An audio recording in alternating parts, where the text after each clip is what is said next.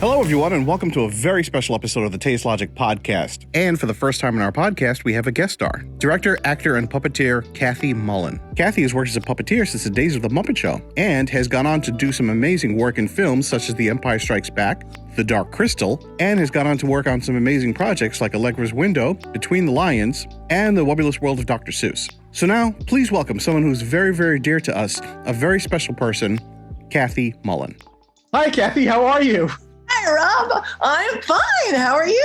I'm doing great. It's so. Thank you so much for taking the time out to be with us. We have so much to talk about, and I'd love to hear a bunch of things from you. I just wanted to reintroduce you again. You know my sons, Jacob. Hi, Jake. Hi. And Josh. Josh, good to see you. Yeah, and also our podcast, our Tazed Logic podcast, very own EJ Acosta. You guys have never met, so welcome to each other. Good to meet you, EJ. Yeah. So yeah, let's jump right in. Let's talk a little bit about how you started in the business, because originally you weren't a puppeteer, correct? No, I was an actor, or wanting to be. So I started out with puppetry really in New Orleans, where I had moved with my first husband, and I met a woman who ran a puppet theater there, and I worked for her for 4 years, doing live puppet theater, and she was a very active puppet person, and she became more active as the years went on, and she eventually became the president of the Puppeteers of America. So I eventually moved to New York, and the summer of '79, I needed a summer job. And my friend Nancy said, hey, I'll see if I can get you into the Muppet Workshop. They are needing people to help sew puppets for the Muppet movie, the first Muppet movie. Did I tell you her name? Her name is Nancy Staub, this friend of mine, who became a very active puppet person, still is. Anyhow, I went and I got the job through Nancy at the shop at the Muppets, and I started building puppets. And eventually, somehow out of the blue, I got asked if I would come and audition for Jim Henson. Now, I didn't know at the time, but that was Nancy again, telling him. The reason why Nancy had that access was because that was the summer of I think it was the 50th anniversary of the Puppeteers of America. And there was a huge puppetry festival in Washington, D.C. And Jim Henson and Nancy Staub were co-directors of that. Wow. So they were working on that together. So she had access to Jim, and she knew Jim anyway, but she put the good word in, and he auditioned me, and eventually I went out to Hollywood as a background puppeteer in shop, which meant I was in the shop most of the day, but when another hand was needed on the set, I might go in and right hand. You know what right-handing is? Well, some people know what right-handing is, but right-handing for a puppeteer is if you have a live hand puppet like Rolf the dog, which has two hands. If you know Rolf, he has two hands, two live hands. It takes two people to do that. It takes the person does the mouth of the puppet and the left hand of the puppet, that's your main puppeteer. And it takes your assist or your right hander to do the right hand of the puppet. It could be the other way around, depending on which hand the puppeteer is, a righty or a lefty. So I would do that sort of thing. And then if somebody was doing one of their characters and there was a group shot, I would go in and I would do background characters. And that's where I started to learn. And then I was asked to come over to the Muppet Show, which was being shot in England. So I went on to the Muppet Show and spent the rest of the 3 years doing Muppet Show. In that time, the main thing that Jim Henson was interested in at that time was his upcoming movie, The Dark Crystal. Some of you may know that movie. It's become quite the cult fave. It spawned the new puppet series on Netflix this past couple of years. Anyway, so Jim was working on this movie. And at that point in time, they were trying to do something that was not puppety. You know, when I say puppety, I mean, it's not Kermit and Piggy. It's not Bert and Ernie. It's not, puppety is the best word we ever found to describe it. They wanted... The cloth puppets. Yeah, they wanted these characters to feel and look real. And at that time, it just so happened that George Lucas was doing The Empire Strikes Back. Now, he wanted to do a character he wanted to use a puppet for a character. And so he contacted Muppets and said, will you consult on this thing? And Jim thought that was the perfect thing to do for the Muppets to figure out what this was going to look like on the big screen, how we could make a puppet look real on the big screen. Because up to this point, I mean, the Muppet movie wasn't even out yet. Well, I guess by that time it was out. But that was still the Muppet Show characters, you know. Nobody had seen a totally realistic, whether it's a fantasy character, not a real character, up on the screen, on the big screen, you know, 60 feet across. So that was a very important distinction. So that engendered the whole thing of puppets becoming Muppets helping with Yoda. Frank Oz then became tapped to puppeteer Yoda. And he brought me along as his assist and right hand because I was training to do Kira in the Dark Crystal. So that's why it all happened that way. There was a design to the whole thing. I mean, it wasn't just, hey, let's do this. You know, there was a real reason. We needed to learn how this was going to look. And it was quite a learning curve, to tell you the truth.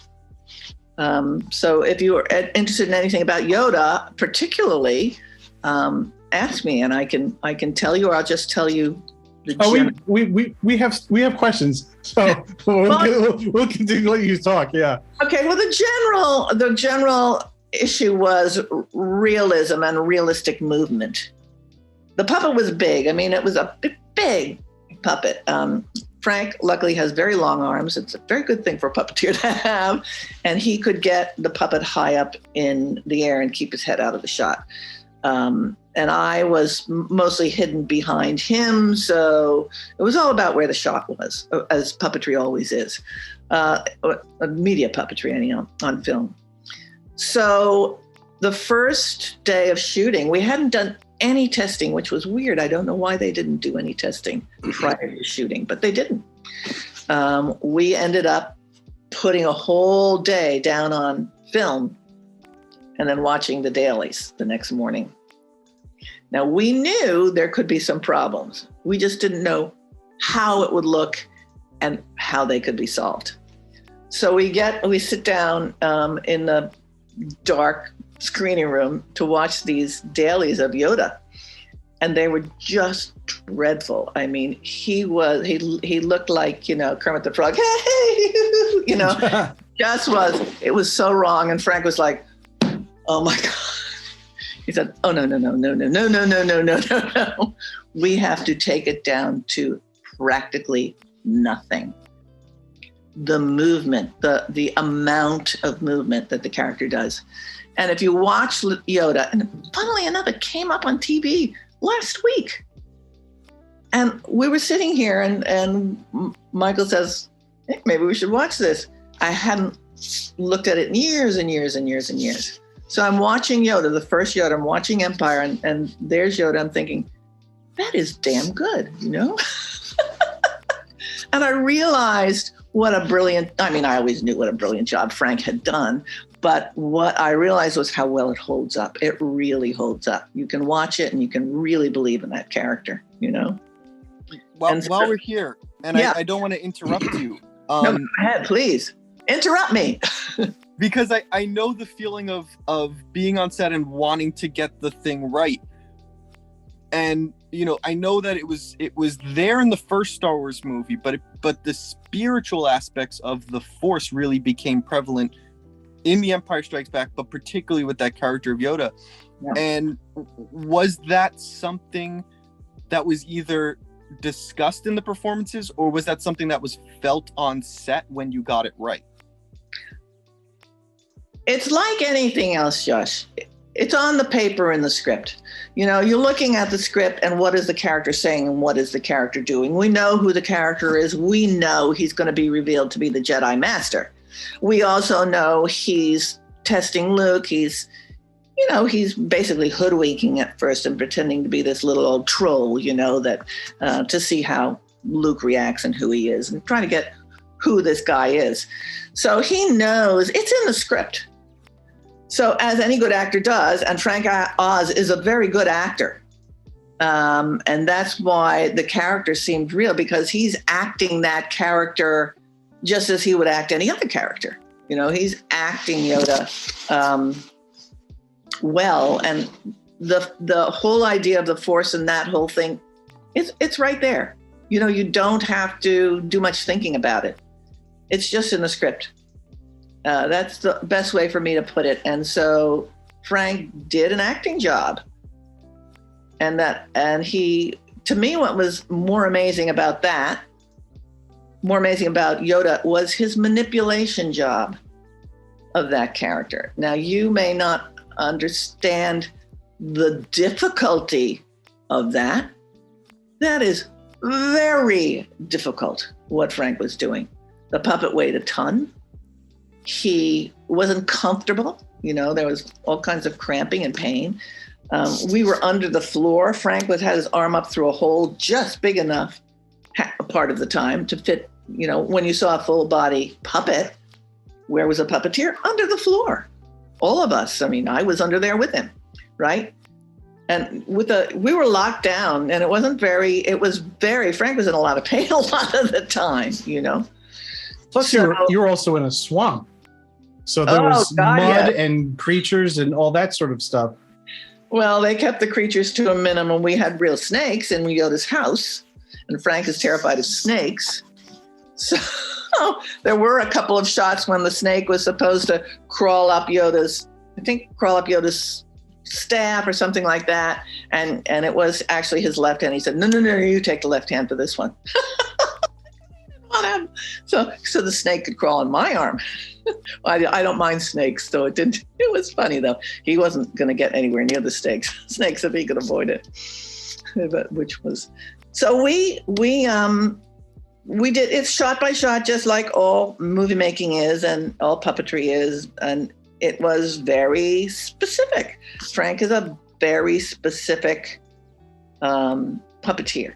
He knows exactly what the move is going to be. It's going to be this move. I always tell the story of the raising of the X-Wing, because that totally illustrates Frank Oz and the way he specifies the movement of the puppet. My job, being right hand, was to do this, right? Which was a magic move that would bring the Force, sending the Force to the X-Wing to come up out of the swamp. And so all I had to do was this. That's it. So I was in Yoda's hand. Yoda had it was like a little glove, you know, that I would put on. Sorry, my computer keeps slipping. So I put on the glove, and so he says the line, and I does the move, and I do this. And Frank goes, no. He's practically yelling, no. And he goes, no, this. Oh, okay, all right. Okay, says I. Okay, all right, this, right? Yeah, that. Okay, fine. Take two. I do this. No. I don't know how many. I think we did 12 takes of me doing this over and over again until it was whatever was in his head. Who knows? But when he was happy, we stopped. And I don't know if it makes any difference at all. Frankly, I doubt it. But the point is, it is an illustration of how specific he was in his movements for everything he did, but particularly for Yoda, because it was a real character. It wasn't a fuzzy Muppet. Was there ever a point in there, because you said you did 12 takes, where maybe George Lucas was happy with it, and I don't think George was like, there. No, we gotta. No, George wasn't there. This was directed by I think he may have come in at some point. Yeah, it was Irvin Kershner. Irvin Kershner was directing. Irv didn't really direct Frank much, except for one of my other favorite moments when we were under the floor.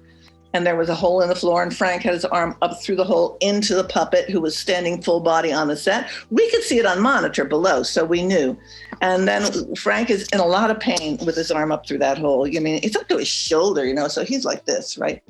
And we hear from across the floor from Irv, Yoda,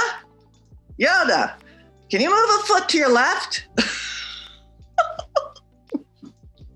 And the Frank just groaned. And he had a headset on and said, no, Irv, I can't move. I'm here. So it just shows you how real they were, you know, they were buying it. Yoda became real to everybody on the set. Totally. He really did. And that's I for me, and from what little experience I have, is directly attributed to the performers. Yeah, you know, because otherwise they're just like Yoda would just be some foam rubber on a stand, really. A doll, a very nice, you know, but alive. Only the puppeteer will make him alive. And if you watch it today, I mean, I'm still very impressed with what Frank did. I really am. I think the world is like that's one of the most amazing, not only sequences but characters and films that I'm always constantly learning from, and you know, I think the world is still in awe of what you all did that day. When you look at it again, think about what I've just said about specificity and how, and I think that's true for actors as well. I mean, think of how he made choices to do what he did, whether it was a choice sometimes it was a choice for what I did, and I had the ears and the smile. So if he wanted that, he would tell me exactly. I mean, Frank was not, just go with what feels right. No. It was, somebody wanted to come in, but they left. If it was always specific to him. I want him to smile here. I want the ears to go up or down here. And, you know, we would rehearse it till it was right. I'm going to have to look out for that, because I think growing up with it, you know, for me, it was almost like the 10 Commandments, right? Like this was a thing handed from God that is just perfect. All of those movies really were for me. And to think that like you were all making choices and it was a film like any other film, it still boggles my mind that it all worked that way. It did, and it was kind of a first in a way, to do something quite like that with a puppet and to have it work as well as it did. And I truly think that was all Frank. Frankly, I do. I think it was him that made that happen, made it work. I was interested that Jim Henson didn't decide to do it himself. Jim's a very good puppeteer, obviously. But Jim said, you know, no, it's Frank that's the right person for this. Oh, wow. You know, he knew Frank was the right person, and he made the right choice to have him do it. And I learned a lot working with Frank on that, which I then translated into what I was going to be doing later on Dark Crystal, because I spent a lot of rehearsal hours on Dark Crystal with a prototype Kira puppet, just figuring out moves that looked real. You know, so that it wouldn't be a matter of, these are puppet moves that we know and do all the time.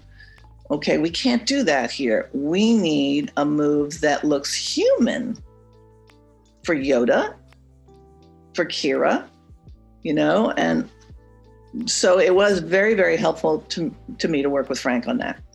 And the way I translated it over to Kira was I would film myself doing the moment as an actor, and then I would see how close I could get to duplicating real human moves with that puppet.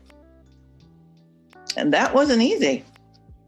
So I have, I actually do want to move on to Dark Crystal, but I do have one more Empire question. And I'm sure maybe some people may have carry on others. with Empire, But how did you have any input when they were building the puppet? Like when Stuart Freeborn was designing it and the mech people were putting the Mexican. Did you just come on set and the puppet was already there? No. A gal named Wendy Froud.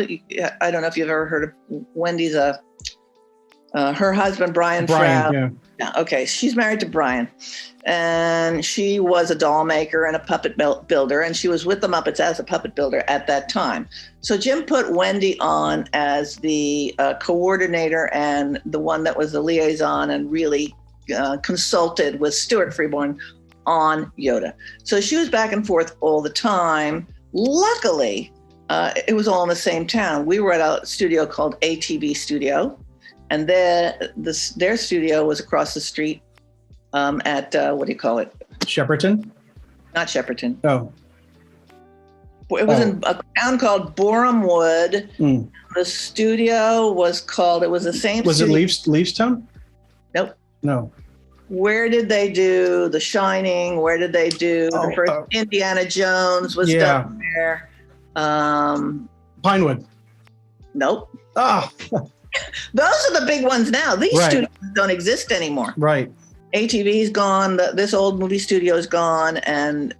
But it was then, I'll come up with it as we carry on. But they had built for The Shining a gigantic soundstage. Right. Huge soundstage. And that became Dagobah. Wow. It later became the Snow Planet. Oh, Hoth, yeah. Elstree Studios? Elstree, thank you, that's it. Thank you for finding it. Yeah, Elstree. And they were functioned for a very long time and did a lot of very big movies, and Dark Crystal was one of them. And when we got there, all the props from Indiana Jones were lying all over the place. They also did, Labyrinth there. So that was done at that same studio. Then I think the studio closed or something. They went on to Pinewood and other things got done at different places. But it was very convenient for us. And the funniest thing that happened was ATV, a Muppet Show studio that we were working the Muppet Show on, went on strike. We had 2 weeks, believe it or not. We were supposed to do all the Yoda stuff in 2 weeks. Oh my gosh. Yeah. But ATV went on strike. Muppet Show was on hiatus and we were supposed to come back in 2 weeks. They went on strike. We kept shooting Yoda. They stayed on strike. We shot Yoda. I can't remember how many weeks it was, but it was way more than 2. And thank God, because it was much more complicated than anybody imagined. Right. And you wouldn't have gotten the performance and what Joss was just talking about, moments and the shots that they had time to get in 2 weeks. Wouldn't have happened. So we were very grateful that ATV went on strike.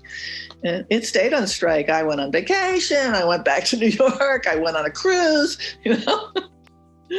Very funny. Yeah. So that's the Yoda story. It was quite the saga.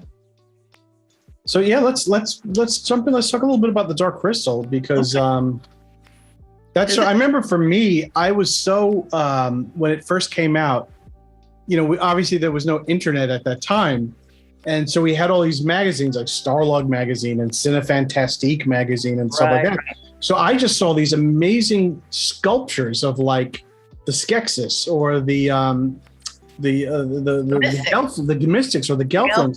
Yeah. And I remember thinking to myself, I'd never seen anything like this. Like the level of detail that was like in the Skeksis, like their beaks, like all these little twirls and I kept thinking, wait, these are puppets? These are going to be puppets? I couldn't wrap my head around it because I was used to Fozzie Bear, or I was used to, the puppets like that. So yeah. I remember just being so enamored with it and I couldn't wait for it. And then when it came out and to see them in motion and to see them doing what you all did with it was, I think, changed the course of my thinking in terms of what I wanted to do with my life. Well, I think that it probably worked that way. I didn't really like the movie. I thought the story was kind of weird and lame and didn't really work for me, but we really worked hard to make those puppets live. Yeah. And one of the things that was interesting And I always tell this story because it just happened this way. I was terrified because this was my first major thing that I had done as a puppeteer. I've been working with Frank. He had been kind of supposedly doing training. Basically, he did more acting training than puppetry training, which I really needed was the puppetry training. But the fact is, you just watch them, You watch those guys, and I just watched them. I said, okay, that's how you do that. Okay, that's how you, really closely for the time that I had. But I was terrified of this character. And I'd been working with the prototype for a couple of months, maybe 3 months, when we went to shoot the first stuff. But when I got the actual puppet, it turned out that it was much like Yoda was worked. Yoda was worked as what we call cable control. It had the eye movement, the smile, the ears was all done by direct cable control. So there's a wad of cables, like a wad that thick, going down the back of Yoda's neck to a box that somebody did this with, or to little gizmos that I had my fingers through down at the bottom of the puppet, for the smile and the ears. So I was doing this with one hand and this with the other, while Frank was doing mouth with one hand with the other. And then we had Wendy Froud, who had this, she was doing the eyes. She had a black box and she had joysticks, this. So it was right, left, eyes, up, down. It was joysticks. The box was like this. There was a cable that went from the bottom of Yoda's costume out the back to the eye box that Wendy had. It was about 6 feet long, and that's it. As long as you could get and still have control of the eyes. And it was cumbersome, extremely cumbersome. But Yoda's head was bigger than a person's head. Yoda's head was big. So this cable down the back of the neck, which came right here on your wrist, right down the back of the wrist, it constricted his head movement a little bit. But this is an old guy, right? And he wasn't going to be going like this. He's just doing, little small movements. So it wasn't a problem. So then they give me Kira, whose head is about that big, and I can barely get 3 fingers up in there for the mouth. And then there's a wad of cables like that coming down the back through the body of the puppet, and I can't move her head. I mean, every time I move her head, the whole body goes, and it's like she looks like she's like this. It was awful. And we did a scene like that, and I was devastated. I thought, what am I going to do? I don't know what to do. But I got a hiatus because they were going to do another scene. So I got sent back to New York, or I went back to New York. And I was in the Muppet shop one day, and I was visiting a guy named Foz Fazakis. Now, Foz was kind of the Muppet genius mechanical guy. He was like Krupa is. Yeah. Right? He did all the mechis. And so I went in there lamenting to Foz about the puppet. I can't move her head and all those cables. It was just awful. What was I going to do? I was desperate. And he just looked at me like with this expression on his face. He said, well, I told Jim he didn't have to have that. I said, what do you mean? He said, well, he could do it with radio control. You don't need to do that. I said, explain. I said, okay. He had a head. He ripped a cloth off this little skull over in the corner of his workshop, and it was a little Gelfling's head skull, and it had eyes in it and lids, and he had a little radio, like a radio control box, and he just went zip, zip, zip, zip. The eyes moved, the eyelids moved, and did everything we needed it to do. And I went, oh my God, I don't have to have any cables down the back of her neck. No, you don't need that. I told Jim that. He's known that for months. So I said, oh God, this is going to save my life. I need to do something. But I was really, because of Jim's attitude, I was terrified of calling him. So I called Frank, and I said to him, did you know this? Did you see this? Have you seen what Foz can do with the radio control? He said, nah, not really, but I'll be in New York next week. I'll take a look. So next thing you know, I hear the radio control heads are being built. And it was going to take 3 months. So what happened is Jim Henson had to do you remember the scene in Dark Crystal where you have the little naked Jen sitting playing his flute? Of course, yeah. Jim did that with the cable control heads. And he was so upset. It was awful. They shot the whole thing. Then we finally got the radio control heads, and Jim shot the whole thing over again. Wow. Radio control head. He lost 2 days of shooting. Wow. But it made such a huge difference so it made a huge difference to those characters that we had the freedom. It made them look much more realistic. Wow. And we struggled to make them look realistic as we went. It wasn't easy, but we really worked on it. That was as important as Yoda. It was in some ways easier with Yoda because the translation of the movement into the size of the character was much more according to your arm. And where the little puppets weren't, because as I say, this was what I had for Kira, just this. Wow. So the neck was this, which is big and bulky, and you have to squinch up. And I don't have small hands, which is kind of too bad. Just as a quick side question, that's semi-unrelated, but you said that Foz was the person who did the mechs. By any chance, is that where we get the name Fozzie Bear? I don't think so. Oh, okay. I'm just curious because it seemed like too much of a coincidence for me. Well, there's also a coincidence. There was a puppet builder named Kermit Love. Oh, okay. Kermit was Kermit long before Jim ever met Kermit Love. Right. But Kermit built Big Bird. And was a Muppet builder for many years. So that was how Dark Crystal, how we got those heads that saved our necks, really. Yeah. Gelflings. Yeah. Oh, good. Yeah. Yeah. Anyway, that was an exhausting shoot. It really was an exhausting shoot. That was hard. Yeah, Jake, I know that you growing up The Dark Crystal really was a film that's a seminal picture for you. I was literally about to chime in about that. Well, go ahead, chime in there, Jake. Because it was, and I said this to my dad yesterday because I knew about the podcast, and I was like, I remember The Dark Crystal was the earliest movie I ever remember seeing. And I had seen puppets before, like with Sesame Street. My dad had obviously shown it to me. And when I saw The Dark Crystal, I knew that they were puppets. But I think I was 4 years old when I saw it. I was going to ask how old you were. Exploded my mind almost. Because it's the same way I sort of feel about animated movies, because with puppets, you can exaggerate things, you can do bigger things while still keeping them realistic. And that's what I loved about like the Gelflings, the Skeksis, like the little Fizzgig. I loved that they looked like they were all real things, but you were able to do bigger and more fantastical things that I don't think you would be able to do with people.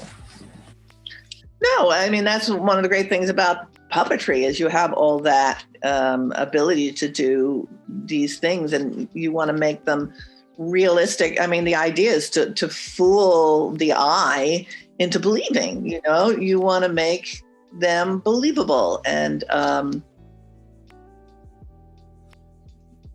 to do it in animation is a very different kind of thing, but I think there's a similarity, and you want to make your character, the movement of the character, believable. And if it's not believable, then you kind of lose that kind of sense of, they're not real. Why should I care, right? You want to care about the characters, and you're not going to care about them if you don't believe in them. So that's why the puppetry is so important if you're trying to. And you can do a lot of things with puppets that you can't do with animations, which is, I think you hit on it right, Jake, when you said what blew your mind was it was real, but it wasn't real. It was, I often say when people ask me why a puppet, especially for a lot of things we do in No Strings, Rob, which is our charity, which you boys have helped on many times, but when they ask why a puppet, well, it's real, but it's not real. You can show things with a puppet that are not as scary.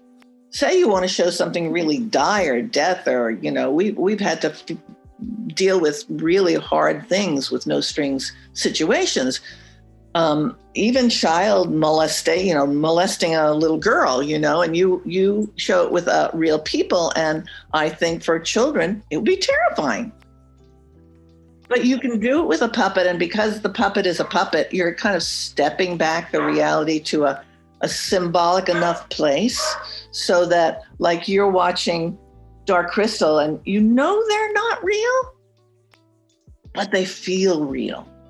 So you have the real emotion without the real terror that you could get if you were watching real people do these very same things. So what you want a puppet to do is bring that emotional reality to the moment that you're portraying. You want that emotional reality, whether it's a fuzzy puppet or in Dark Crystal's case, real drama, real life and death situations. But it's still abstracted enough so that when we use it in No Strings to depict something that real children have to really deal with, we can bring the real emotion, but we don't have to bring the terror. We don't need to traumatize children who are already traumatized. That's not the object. The object is to teach something, and you can't teach it if you can't say it or show it. You have to be able to do that. Puppets can do that. Puppets can bring that. So this is why I think puppets can be so powerful in the kind of work we do in No Strings today. So you put your finger on it, though, I think, Jake, when you talked about how you felt about Dark Crystal as a little kid. Yeah, like I said, I was 4 years old, and it's exactly what you said. Like, if these were real people, I might have been terrified. You would have been.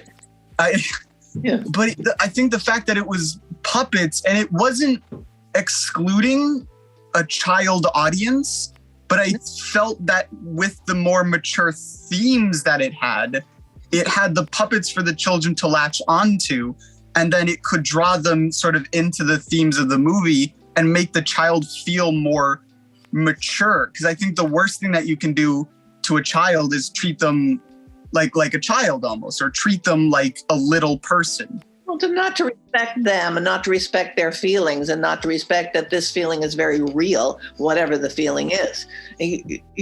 Your feeling isn't not real and not important because you're only 4. Your feeling is as real and as important to you as any adult's feeling. And the same is true when you bring to the puppet a real feeling.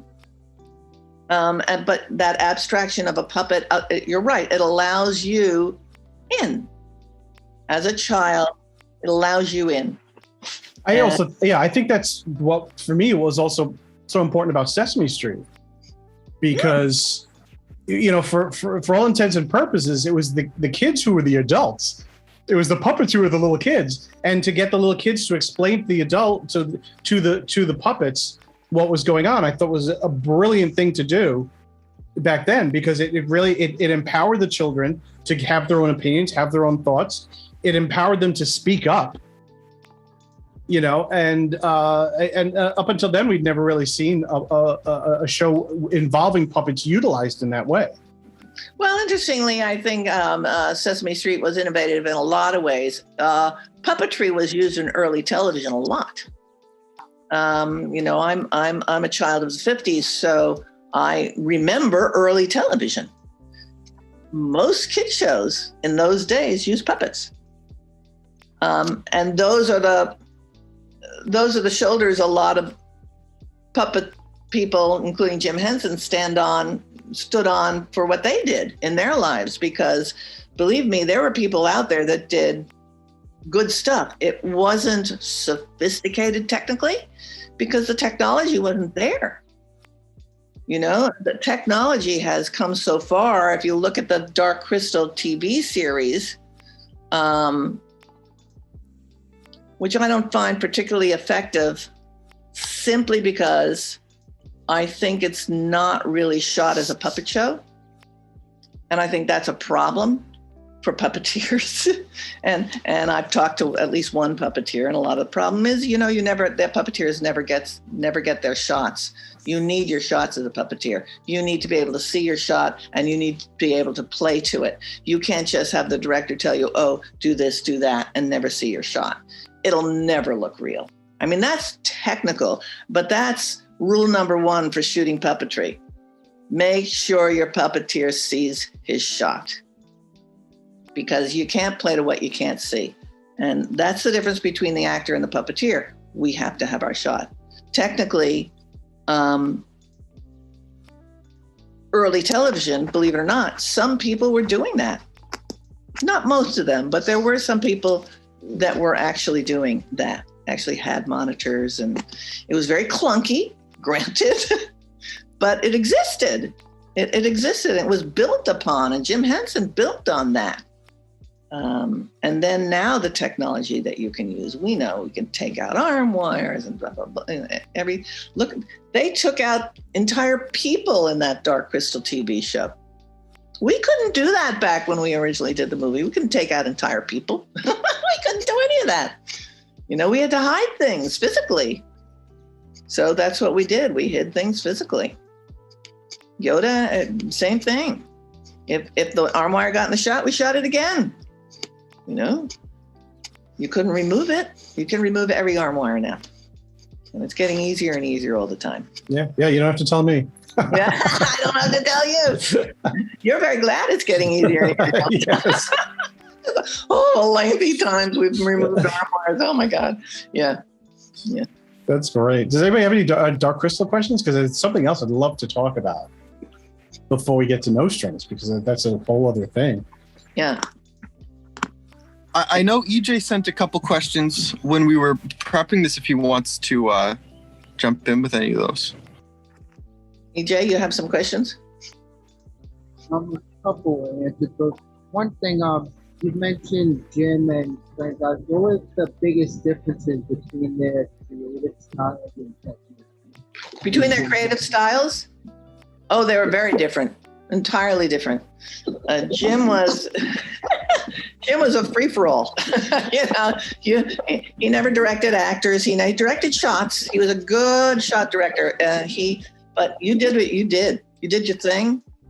And if you didn't do it, he would just look at you and go, make it funnier or whatever, He never directed his performers.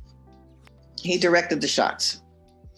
And he was very loose about it. It was all about having fun. It was all about improvisation. It was all about being silly. And if Jim was directing, there was a lot of laughter on the set. Frank, no. Frank, it had to be this, and it had to be that, and it had to be just so. And you worked hard to get the shot. Now, is there better or worse? I don't think so. Just different. But they're very different personalities and very different people. And I can't say whether I had an opinion about who I like to work with better, because I really don't. It was just a different experience. So.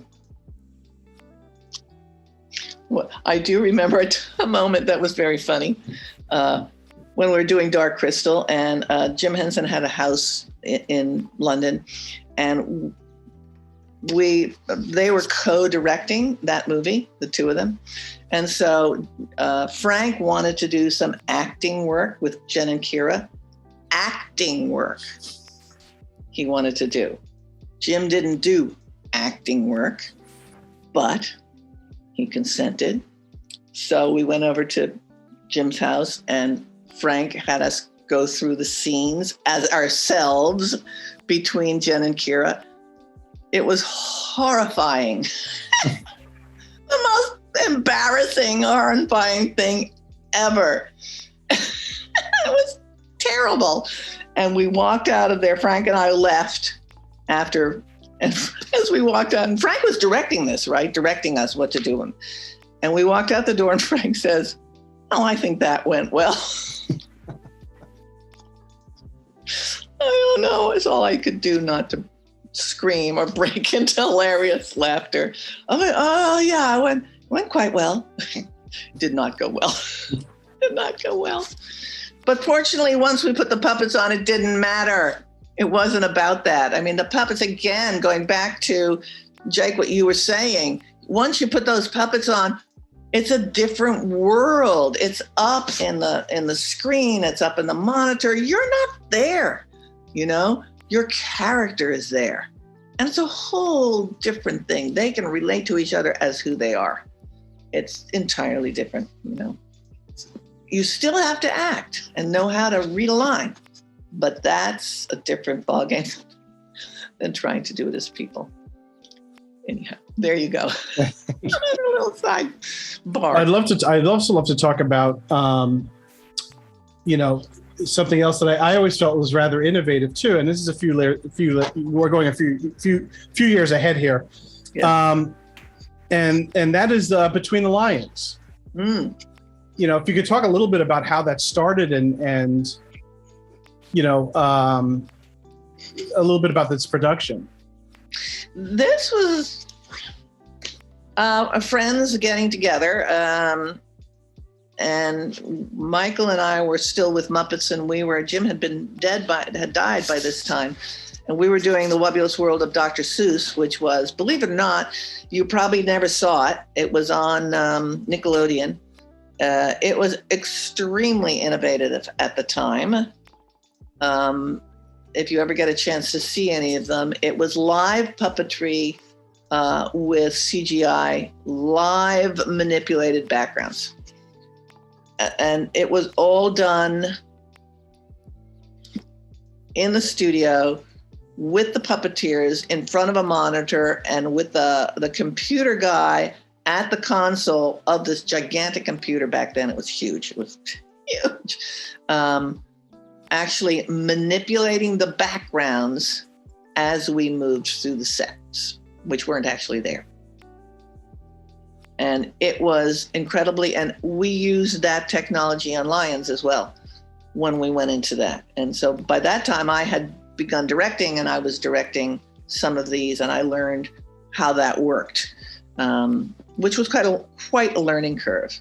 We've talked about it, Rob, you know, but we did some of that on Between the Lions. Anyhow, we got together with friends, and we wanted to create a reading show, a show to teach reading. The next step from Sesame Street, for kids who are learning their letters and their numbers and their concepts and all of this, to kids who are actually learning how to read.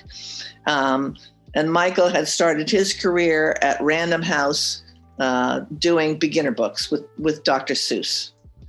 And so he was a person that was interested in how kids learn to read. Sharon Lerner had been at Random House for many years doing audiobooks and early readers. And she worked with Ted Geisel, Dr. Seuss as well. And then Chris Cerf, whose father owned and ran Random House for many, many years. Bennett Cerf. Bennett was a long time dead, but this time, but Chris wanted to do. And then the old head writer from Sesame Street, whose name I'll think of in a minute, Norman Stiles, wanted to put together this show. And so they created the show. And I was on the creative team, and we sat down for many meetings and many weekends talking about how we could make a show that was jumping off from Sesame Street into the world of reading.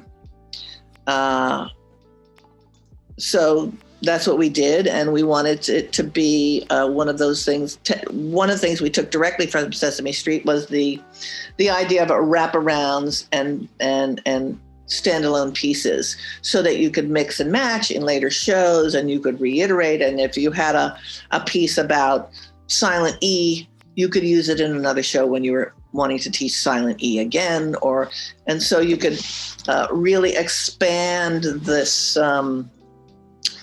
whole world into many more episodes. So Michael and I did the first 2 seasons. Michael designed everything, and I was one of the puppet captains, and I played Leona, the little girl lion. Actually, before we go any further, because again, our listeners may not know, could you explain exactly who Michael is just for a moment? Because I think it's a very impressive thing to know. Okay, I'll explain Michael. Michael's my husband, Michael Frith.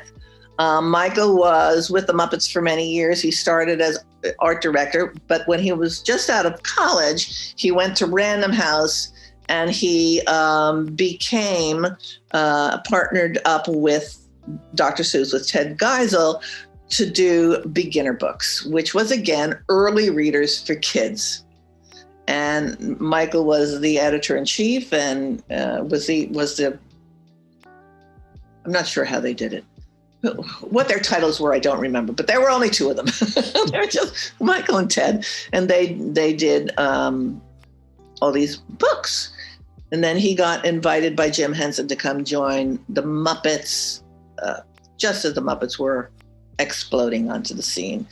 And he took it, and he went over to Muppets and he became their art director. Jim needed a strong art director, so he became art director. And over time, he designed everything. He designed puppets and, record covers and book covers and character toys and everything. So over time, he then became an executive vice president and producer, and he became more and more involved in that way. And he also designed and was one of the creative heads of Fraggle Rock. Jim didn't create Fraggle Rock, but he gave the mandate writer and another one of the writers, Jocelyn Stevenson, and his head writer, Jerry Jewell, and Michael, to create Fraggle Rock. And they sat down and they created it, and Michael designed it, and it became, they're actually repeating it now, shooting a new season. I haven't seen anything, but apparently they are. And so after Jim died, Michael stayed on with Muppets through the Dr. Seuss show, because it was Dr. Seuss, and it was his friend, and he wanted to see that through, So then we went on to Lions after that. He left Muppets. I had already left Muppets, and we both went on to Between the Lions. I had already left to do Allegra's Window, which was a Nickelodeon show. But, there were many years between these, things. I have a question, and you kind of touched on it a little bit, that you wanted to mix and match different parts of the show. That was a show that I grew up on. I love that show. It was amazing. But one of my favorite parts were the animated bits, the in-between bits, the Chicken Jane or Cliffhanger. Like, we would run around singing those songs all day. Great. But I even remember watching it then, that while it felt of the DNA of the show, there was something about it that felt different. And I was wondering if there was, whether it was different writers or a different creative group that created those externally and you guys used them in there, or if it was initially. Oh, you mean the animated bits? Yeah. Oh, no. The animated, all those bits were written in-house. They had to be. I mean, if you think about it, it was all about reading. So if you were going to do a cliffhanger, the cliffhanger had to teach whatever it had to teach, which was part of, the whole idea of the show was what we call whole part whole.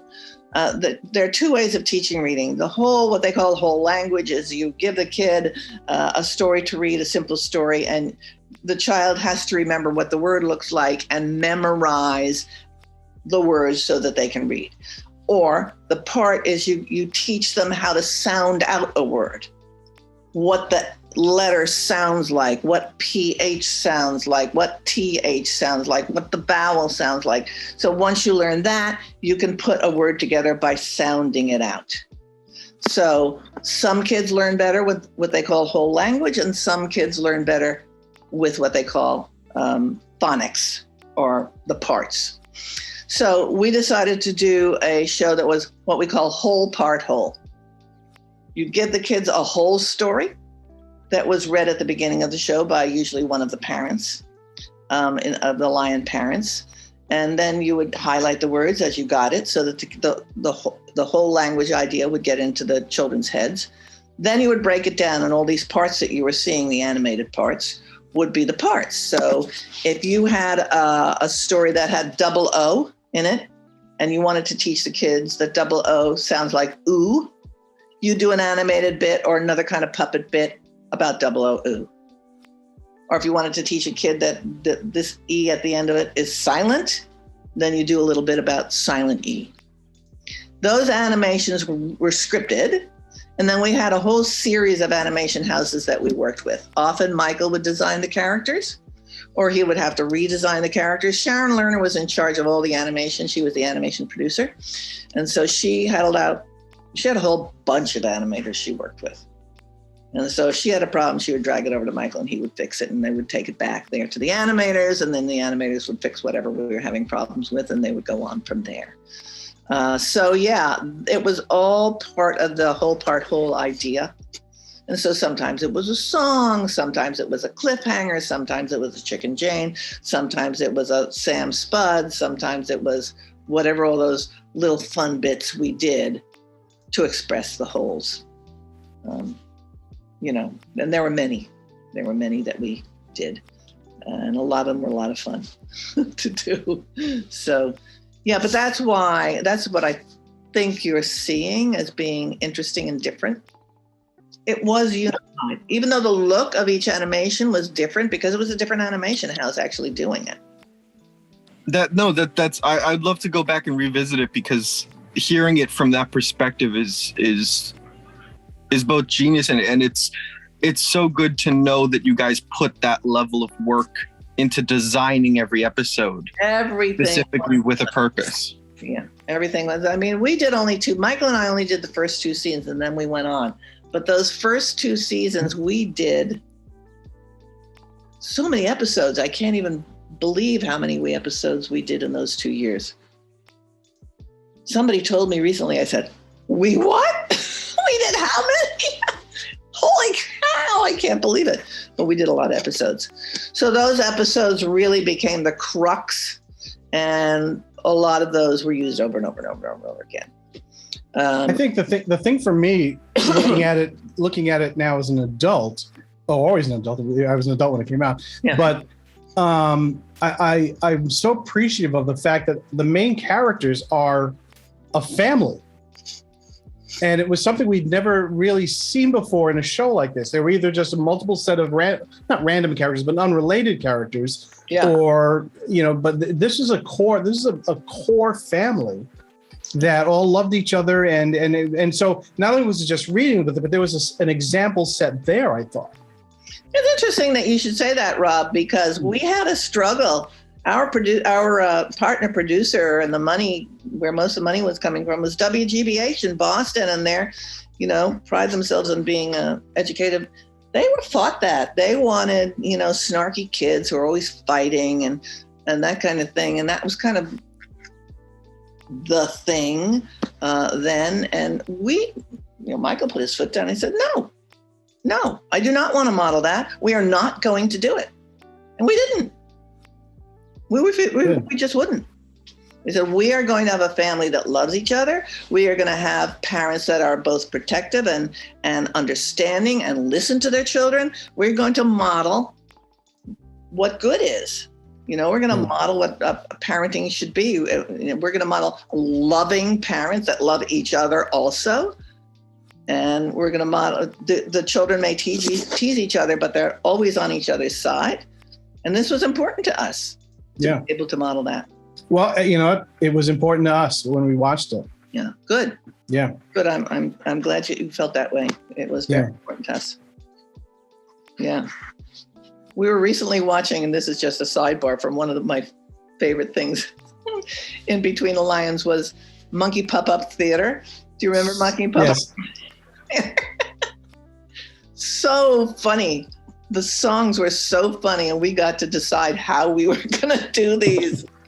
and what they were going to be. And we had so much fun coming up with that stuff. I mean, one of the things that you're seeing is we had a lot of fun coming up with a lot of this stuff. It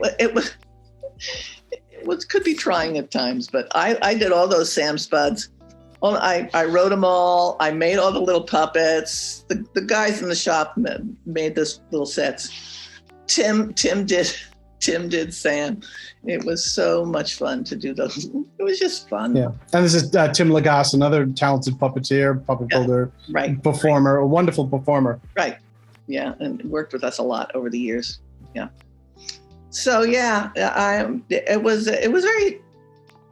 I'm very glad we did it. It didn't have a good ending for us because, long story, and I'm not going to tell it, but still, I'm very proud of what we did. Yeah. Well, we're just so appreciative of it, as both my kids and my wife and I. We're always just looking at it, going, wow, what a perfect example to put out in the world for not just the kids, because that's the thing. It wasn't just for the kids. The fact that you have this nuclear family, it was an example to everybody. Yeah. Good. That was the intent. Yeah. That was what we wanted to do. Yeah. So let's talk about what I consider the sort of culmination of all the things you've done leading up to now, in my opinion, which is No Strings International, or No Strings Productions. Yep. No Strings happened. Oh God, now that I think of it, Rob, it's so sad what's happening in Afghanistan. Yeah. I mean, this is just tragic, and it particularly touches our hearts because we started No Strings because of Afghanistan. Yeah. We started No Strings because of 9/11 and the bombing of Afghanistan. And we were so kind of like, oh my God, this is a terrible thing that's happening to innocent people, And so we did our first show to teach kids in Afghanistan how to stay safe from landmines that we were dropping, Well, actually, the Russians had left a lot. Mm-hmm. Yeah, the Russians had left so many. I mean, it's just, and now what's happening? I can't believe it's kind of come around again like this. But yeah, but how did No Strings form? How did it come about? You said you were upset about 9/11, and we had tried to put together. We thought, what do puppeteers do? What can puppeteers do about something like this? We had a couple of meetings with all our puppeteer friends, and nobody could come up with an idea. So we were kind of stymied. And then one day I get a phone call from my sister, who says, okay, my daughter, your niece, has left her boyfriend of 5 years, dumped her apartment, gone to England with some guy she met, and he has a roommate who is a aid worker in Afghanistan and has a puppet that's like falling apart, and he needs it fixed. And would you fix it? This is my niece, asking my sister to do. So I said, yeah, sure, of course, sure. Tell him to call me, whatever. And so about a month later, I get a call from Johnny McGlade. Such a thick Irish accent at the time. He's much better now. I could hardly understand him. But he said, listen, I need my puppet fixed, but that's not what I really want to do as a puppet show, to teach kids in Afghanistan how to stay safe from landmines. He said, I see kids getting hurt all the time. He was in Afghanistan after the bombing when many, many people were running, and they had built this camp, refugee camp, internal refugees, people running in their own country, where they were feeding like 30,000 people a day, and built a bakery to do that. And he and his roommate buddy there, who was my niece's boyfriend, were doing that. And he said, I want to build a puppet show. And I said, oh my God, this is exactly what we were looking for. This is what we were trying to come up with. I said, can you get yourself to New York? If you can, we'll do it. We'll make a puppet show. And that was the start of it, and we worked on it. We got the script. We worked with Afghan people here and got all the right information. La la la. We were going to do a live show in Afghanistan. That never worked out. We ended up doing a video. We went over there. We took it there. We dubbed it in the two Afghan languages. As far as I know, it's still being used there. I know it was, a couple of years ago when Johnny met like a 20-year-old in where was he? He was in Greece. Yes, I know the story. Remember when all that story when they were all coming and this guy, they got talking and Johnny said, "Oh yeah, I did a show for Afghanistan once called Chuchi Kaleen," and the guy goes, Chuchi? You did Chuchi? I love Chuchi. I grew up on Chuchi. He was a kid when it came. Yeah. When I started seeing that. It's amazing the amount of lives that you touch. You don't even really think about it. You don't even know it. That far it goes. And this is how I got involved. Yeah, with Chuchi. With No Strings, because we had a mutual friend, Weston Almond, who I just done some visual effects for a spec commercial that he was doing, and you had some issues with the Chuchi visual effects, and he called me and said, "Can you come and help out?" And I was like, "Sure." I had no idea. He didn't explain what it was, and I figured I would just go in, I would help you out, and that would be the end of it. I would never see you again. Because he also didn't explain who you were either. And so I went in, and sure enough, this was like, I think 2 days into seeing that was going on, I'm like, I got to be with these people. These people are first off, I grew up on Sesame Street. It was one of those things where it changed how I thought of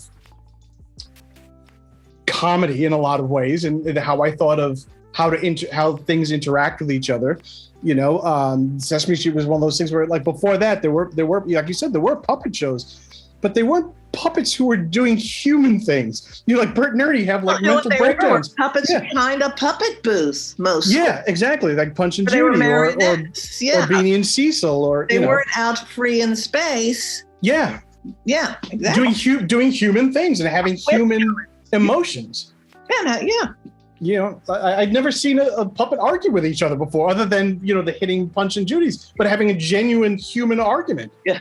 I was as a kid. I was glued to the television watching this. Yeah, absolutely. And because of that, not knowing that I was learning along the way, which I thought was brilliant. Yeah. I never felt like I was being taught. So then, having that in my history and having such a love of the puppets, to be part of this became something so special for me. I mean, really, it became like most people have dreams. And this is a dream that came true for me. It really was. I never would have thought in this lifetime I would have come anywhere near anything like this. And so I was, you know me. I was like, after that, I was like, whatever you need me to do, I'm doing. You want me to edit this? I'll edit this. I'll do it, Yeah. So for me, that was a turning point in my life as well. As well as the things that you guys were doing for kids around the world. Yeah, and you've been a huge part of it, Rob. I mean, you've been a huge, huge part of it. Without you, there's so many things that I don't know how we would have done. You really came up, and you were there. You were there. Yeah, and it was a learning curve for me too. I learned so much about puppeteering and how to shoot puppets, direct puppets, and and it's a very specialized thing. Yeah. Yeah. Or I mean, how many weeks at a time did you and I sit together at an editing bay, just cutting these things and weeks and weeks. I learned so much, and going back to Michael again, I've learned so much about storytelling from either stuff that he would just say when he came in to review the cut, or just things he would talking to someone else, and I would just be sitting there gleaning what he was saying. Yeah, Michael's very good with story issues. Yeah, very good. He's a great editor in terms of getting the story to work. Yeah. Whether it's on paper or it's the edit that we're working on. Yeah. And it may not even be the physical story. It may be the visual story. I'll give you a perfect example. And I don't know if you were there for this. We were on set one day when we were doing the malaria ones with the mosquitoes, the giant mosquito puppets. And there was there were two people who came to visit the set. And they were standing right behind me. And I was standing by the puppet show, but by the mosquito puppet. And Michael walks by. He just sort of looks for a second. He goes, "There's something wrong with this." And he walked away. And I was like, okay, I guess that was it. But then he came back with a Dixie cup of paint and a little paintbrush. And he just looked at it for a moment. And then he just put a couple of dashes on the tail, and everyone looked at it and went, "It's like 100% better." It was amazing. And I remember the woman behind me she turned to me and said, "Wow, he did that in like 2 minutes." And I turned to her and I said, "No, he did that in about 60 or 70 years. You just saw the last 2 minutes of it." Because for me, that's what it was about. I was so enamored with the level of experience that just channeled in that short amount of time. Yeah. That I was, and I always thought of him as a mentor, and I always thought of him as a friend as well. Both of you, I'm still pinch myself to this day that I think of you guys as friends, and you think of me as a friend, and it's just such a level of gratitude that I don't think I can ever fully describe. Well, so I'm just so thankful. I'm so glad that you feel that way, because you have. We are very grateful for you. So there you go. And we have been for years. And this past year and a half, we've all been hunkering down, not been able to see each other. And you've been through what you've been going through, and it's just been weird. But sitting and talking right now, it doesn't feel like time has gone by, does it? No, not at all. It doesn't. Other than the fact that I'm in my living room and not in your living room. Exactly. We're not where we used to be. It feels the same. Yeah. But it doesn't feel like any time has gone by. Yeah. Sure. Go ahead. I do have one more question, but before that, I in the same vein, I would like to thank you, because you really can draw your influence on a straight line through my life. Like Star Wars, particularly Empire Strikes Back, was probably the most influential film in my life. Between the Lines was one of the most influential shows I ever watched as a kid. And then it was working on your set and working with you specifically. You were the first director I ever worked with that wasn't my dad. And now being able to interview you only an hour after I was on a panel talking for my first feature film, I was only able to create that set that got us to the end of a feature film because of the model I had working on your set. And so I really want to thank you for that. Yeah, and I do want to note that, again, people watching this, Joshua and Jacob started working on those sets when they were maybe 10 and 8. Coming to set and working, and then they got, and once they were old enough to get working papers, they actually started getting paid being PAs. But before that, they came on and they just worked. They wanted to be part of it. They wanted to be on set. So, because of you guys, they've had that level of experience at just 21 and 19. Well, all I can say is I'm so thrilled that we were able to do that, and that you were able to glean that and use it and make it part of your lives. That's fantastic.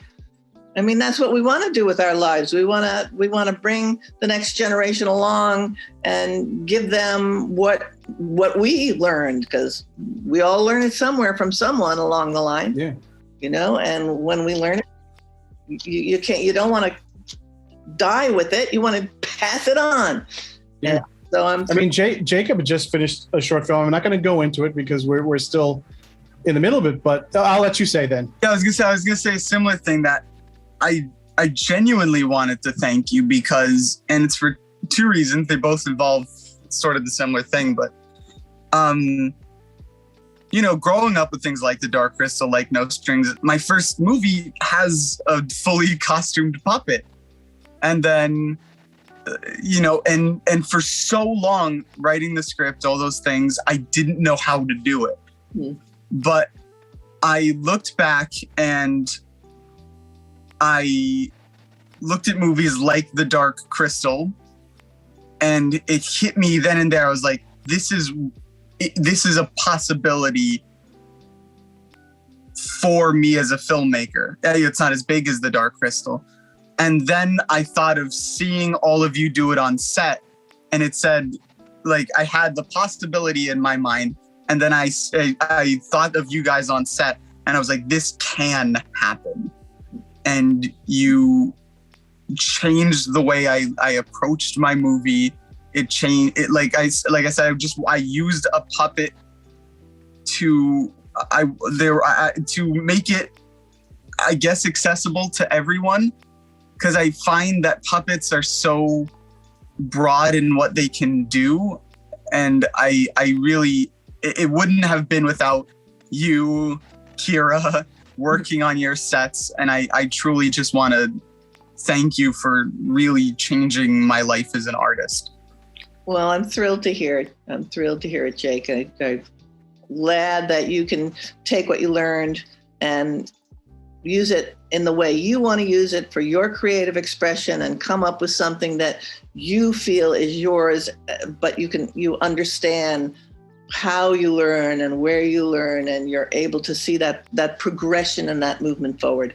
And you'll do the same as you learn and teach other people and bring things along, because things will change. You'll meet other people who teach you other wonderful things, and that'll be fantastic. And so good that you took that from all the stuff you saw and from your work on the No Strings sets. I'm very thrilled to hear it from both of you kids. Really, really happy to hear it. And I know your pop is as well. I'm proud. Yeah. I actually have a cool little banner moment, Dave, when we were on set. Yeah. I don't know if you remember this. We were shooting back at the carriage. We're in the original Muppet carriage. Right. Where there was a day when I was directing, and it was one of the few days I was directing, because at that time I was doing mostly editing and visual effects. So right. It was a big thing for me to be directing at that time. Right. And I was directing that day, and James Godwin brought in a bunch of his students from School of Visual Arts. So I had gone to School of Visual Arts. So for me, it was amazing to have students then watch me work, to sit from my old school and watch me work. And then later that day, if you remember this, Jane Henson came in and sat and watched. She did, yeah, I do. Yeah, and so it was amazing for me to be on set directing and having old students coming to watch, and then Jane, the legacy of Jane Henson coming to watch, and then gave me a wonderful compliment at the end too, as well. You know, because I think she had passed maybe a couple of months later or something like that. So that was a huge day for me. That was that was a big day for me. And believe me, Rob, Jane did not give compliments easily. Wow, hearing that. Yeah, she was a critic. She also said the same thing to me and Heather at some point. She said something, I can't even remember. Heather will probably remember exactly what it was, but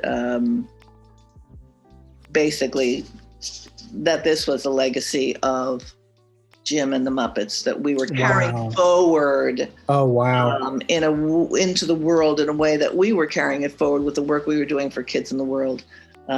That she felt that this was the real legacy. And that was big for her, because she did not say things like that. So, yeah. Wow, that it makes it even more special for me. Yeah. Wow. So, and you're right, she did die not too long after. Yeah, I think it was only a couple months later, because I remember being shocked, because I remember going, oh, I had just seen her, I just met her. Yeah. So it wasn't too long after. No, it wasn't too long. Timelines are hard to remember, but yeah. Yeah. Yeah, I was surprised. She had given us some money a couple of times too. Oh, wow. To help us out. Yeah, when we needed it. She had given us a couple of grants. Yeah. Oh, wow. Because No Strings is a nonprofit. Yeah. I want to clear that for everyone out there too. And we'll have links and everything to all these sites and stuff at the, Oh, good. So because I really do want, part of why I'm doing this now is because I do want the world to sort of know who No Strings is, because it's so incredibly important, and it's work that just has to be noticed, and it has to be noticed by everyone, but more importantly, the right people to keep it going. Yeah, we'd like to keep it going. And don't forget, us guys are getting older, so we need you guys to keep. Well, I'm not going anywhere, so good. And Heather, you'll have to physically fire me, because I'm not going anywhere. Well, you can't get fired if there's no hiring. Nobody gets paid, so how can you get fired? Right. Well, Kathy, I want to thank you so much for this time. You've been so generous with your time, and I don't want this to end. At some point, I'm sure somewhere down the road, if you're still free, we'd love to talk to you about more stuff. But we do have to sort of yeah. We've been going a while. It's an hour and a half now. But I really do. I genuinely, from the bottom of my heart, want to thank you for doing this. I mean, when we started discussing, you're actually our first guest for the podcast. And because we've mostly been reviewing movies and talking about cool film stuff and things like that. And once we decided to start having guests, I think you were probably the first person we thought of to have, because as you saw, all three of us have been influenced, in some way by the Muppets or by the Dark Crystal or some aspect, and of all of this. So you were just a sort of natural choice. And when you said yes, we were all thrilled. Why wouldn't I say yes? I don't know. I'm very sure. I would say yes. I'm always that guy who's like, they're going to say no. They're going to say no. Rob. They're going to say no. Please. And then they say yes. I would never say no to you. Thank you so much. And again, that means so much.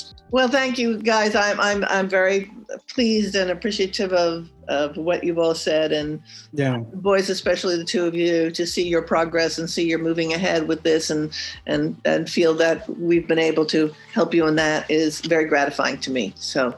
Yeah, and please give our best to Michael. Tell him happy birthday. I said happy birthday to an email, but just want to tell him happy birthday again. He got it, and he appreciated it. All right, wonderful. Thank you, Kathy. Thank you so much. You're very, very welcome. All right, take care now. Yeah, you too. Bye-bye. And we'll see you, I hope, in the not too distant future for real. Please, definitely. I hope so, Robbie. All righty, take care now. Goodbye.